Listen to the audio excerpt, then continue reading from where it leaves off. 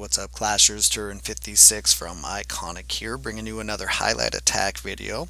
This was from iKonik War 130, and we're going to watch Daniel hogowiwi this base for 3 stars.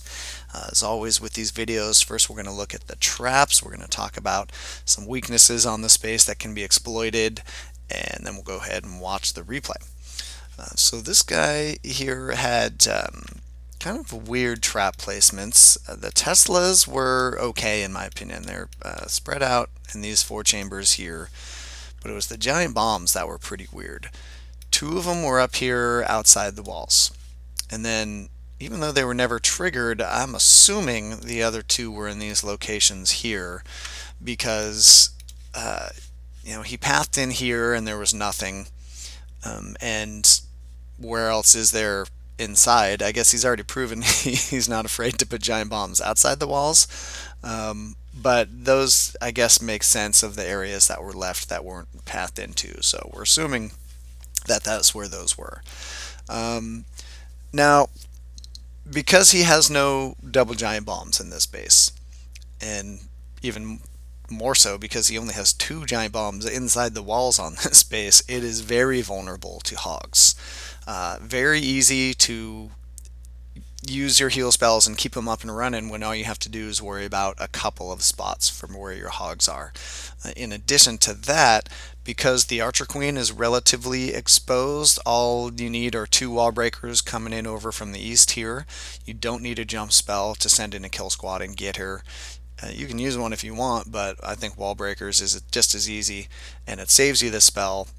That means he's got all 4 spells to dedicate to heals. So this was a pretty easy decision in my opinion on how to attack this base. And Daniel agreed. He brought the hogowiwi. So we'll go ahead and watch how he was able to do that. The very first step, he's just kind of testing here down in the southeast. He drops in a couple hogs just to see what's going on, trying to maybe pre-trigger some bombs. The first one he drops kind of in the middle here, but it does its little magic rerouting over here to the Archer Tower. That pops this Tesla, and then he drops one over here to see if there's a bomb in front of that Wizard Tower. No bomb, but he does get a skeleton trap lure, so that's kind of nice to be able to get that. And then he drops, I think it's 3, possibly 4 hogs in on this cannon up here to grab the full clan castle lure. So he's got one of the skeleton traps and the clan castle lured, so easy there. And then he's going to do a couple of Bart drops over here in the east corner to attract their attention. A really standard clan castle kill. He'll have his witches over here, the Archer Queen, and I think he drops a wizard or 2 as well. That'll take care of the clan castle fairly easily. And then once that's pretty much under control, a golem is going to go down on this wall right here. No splash damage in the area can catch that corner. No mortars, no wizard tower, so he doesn't have to worry about offsetting his wall breakers, which is nice when you're coming in from a corner like that. So he can just drop his wall breakers right on top, and opens that segment of the wall there. Barb King is going to get dropped down pretty shortly thereafter, and the Barb King is going to come in and of course take out that Archer Queen. And then once that is underway, he's just going to drop all of his hogs in here. He's going to come in from pretty much the same direction, just a little bit shaded down from east, and he's got 4 heal spells to keep them up and running. Something along the lines of this, I believe. And they path through very nicely. Like I said, they don't even come close to popping either one of these giant bombs here, so those are going to stay intact the entire time. These 2 are popped by cleanup troops, but doesn't have any effect. And of course, always a smart move, saving a few whiz for the end. Daniel's dropping in some whiz down here on the pretty much on the west side over here.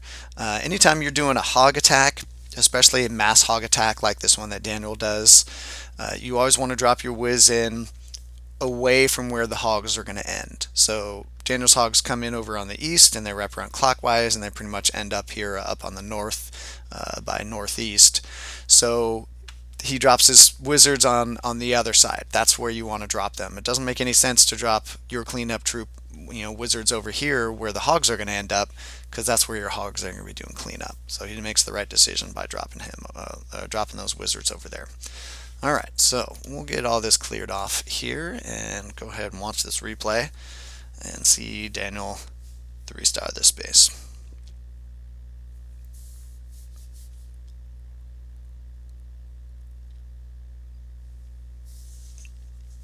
So no giant bomb popped there with the testing, but it still got him some good knowledge. He knows now where probably 2 of those Teslas are, where a couple of giant bombs aren't. Sometimes it's just as valuable to know where traps aren't as opposed to where they are. And it's just a matter of deduction and figuring out where they are.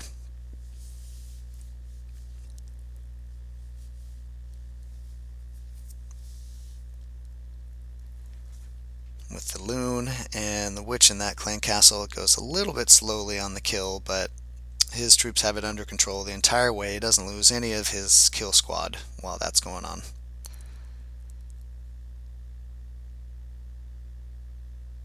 And Barb King charges in, takes out the Archer Queen.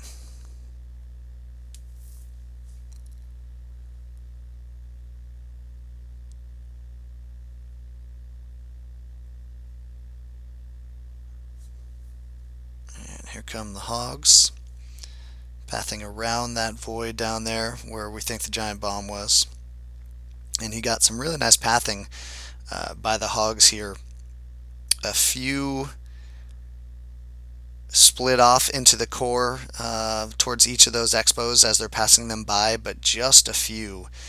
The vast majority of them tend to head around on the circumference of the base there and take out all those exterior point defenses.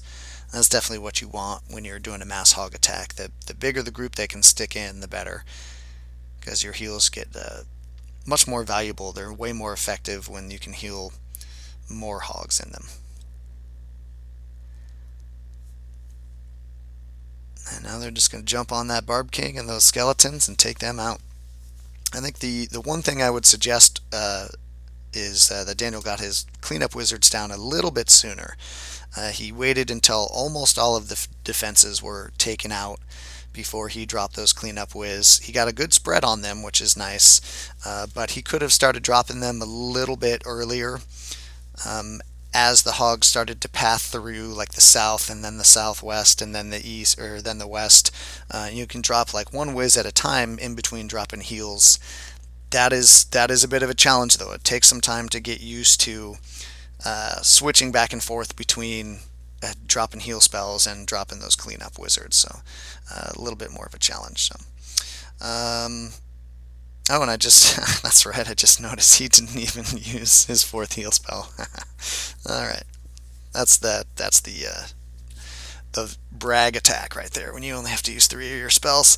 Okay, so there you go, you guys. That was the highlight attack from iKonik War 130 by Daniel. Thanks for watching the video. I hope you liked it. Until next time, this is Turin56 saying keep on clashing.